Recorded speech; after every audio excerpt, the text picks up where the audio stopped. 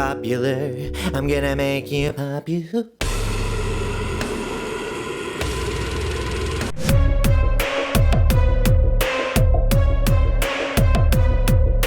What's going on, everybody? Welcome back to another edition of Rewind Releases. My name is Will, aka Mr. Bundle Pack himself, and today we are actually going to be reviewing Wicked, because it's wicked awesome, dude. I'm from Massachusetts. It'll make more sense if you knew. Anyways. Fellow Ozians, the Wicked Witch of the West is dead.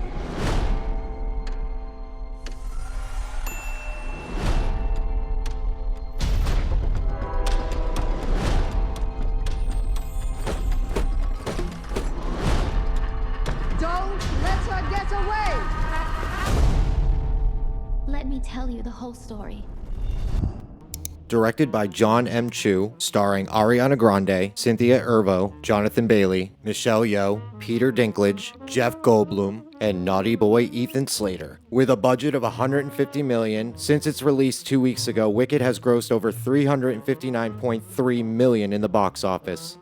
Now, I wasn't gonna do this review. I'm not a huge Broadway musical fan. I've seen probably Phantom of the Opera when I was like 10, maybe Cats.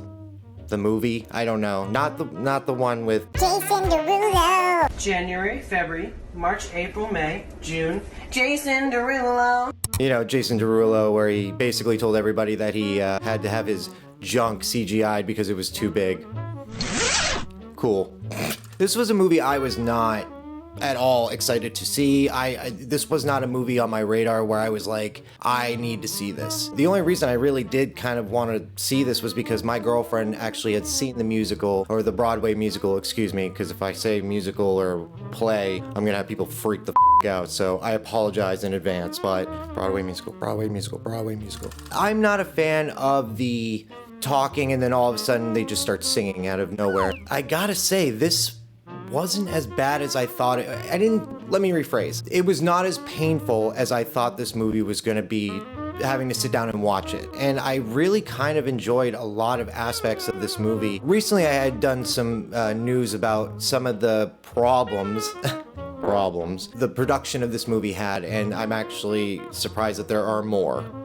A lot more. And there was a lot of things that I really was very impressed with, the overall costumes and sets, and very surprisingly fun, and at times was very heartfelt. One person in this movie I thought really excelled in this was Cynthia Erivo.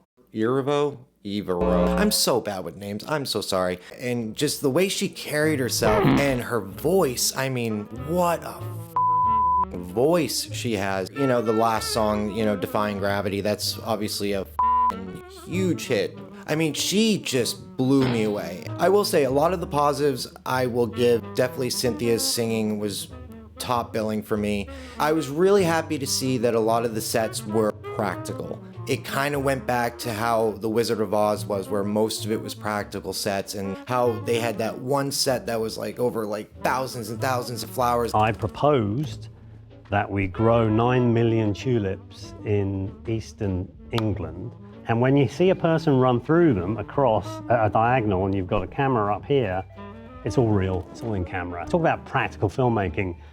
The kind of things you learn can benefit and influence you. I really do appreciate the sets being practical, because we live in an age now where we have the volume, blue screen, green screen, backdrops, and I really do appreciate the fact that there was a lot of work put in, especially with the costumes too. Oh my God. The costumes, the sets, I mean, everything was just, you know, intricately detailed. I was very surprised on how much I enjoyed the story. Obviously, when the songs came on, I was like, all right, whatever, you know.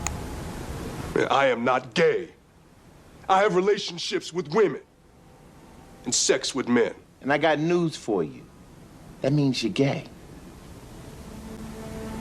But I will say, I really enjoyed Cynthia Erivo. Like, her performance was something that I was really impressed with, even though she has just made a fool of herself with the whole fan art stuff. Cynthia writes on her October 16th Instagram story above the doctored poster quote, "None of this is funny. None of it is cute. It degrades me. It degrades us." Why? Why?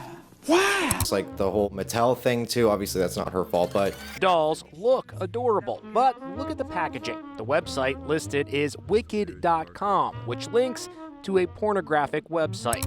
I actually didn't even know about this until recently, but the guy who plays the munchkin that's basically obsessed with Galinda, Ethan Slater. Once again, the responsibility to corrupt my fellow students falls to me.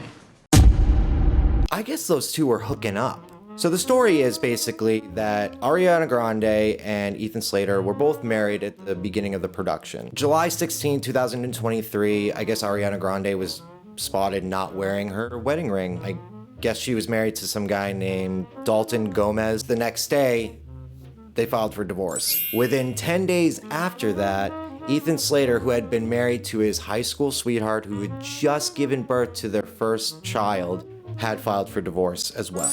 So fast forward a little bit, September 23rd, 22nd, something like that, Ariana Grande and Ethan Slater are spotted at Disney World in Florida being, you know, a little sketchy. And it's funny too, the fact that in the movie he's basically groveling and begging for her to fall in love, and in reality they basically become a couple. It's just so dumbfounding to find out all these things about the production, just everything. And I'm really happy that I got to check it out, even though I'm not a huge fan of Broadway musicals. And I think this movie looked amazing. You know, obviously the costumes, the sets, and you know, all that stuff. There was a lot of work put into this, so I'm not gonna just say I hate it because It's a freaking musical.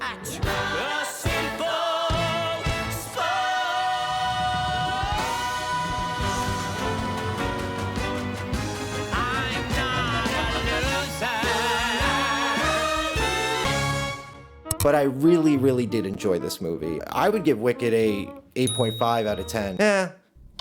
Yeah, I'll give it an 8.5 out of 10.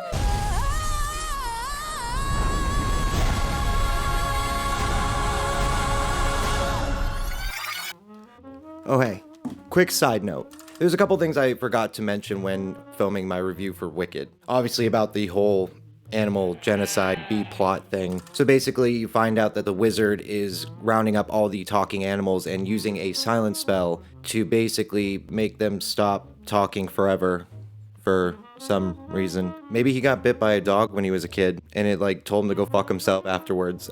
I don't know. Like, I don't get how some animals in Oz can talk but others can't. Whatever, it doesn't matter. Peter Dinklage voices Dr. Dillamond, who is a talking goat who teaches at Shits University. Shits. You could definitely cut this whole B-plot out of the movie. It really doesn't affect the overall story. I mean, it's probably mentioned maybe a handful of times. Maybe it will play a bigger part in Wicked Part 2. I don't know how the story of Wicked ends, mostly because I don't care, but I guess I'll just wait and see once Wicked Part 2 comes out. Jeff Goldblum as the wizard is pretty great, even though he sings probably maybe like 2 seconds. Michelle Yeoh as whoever she's playing, she was good too, I guess. She only sang for probably maybe 3 seconds.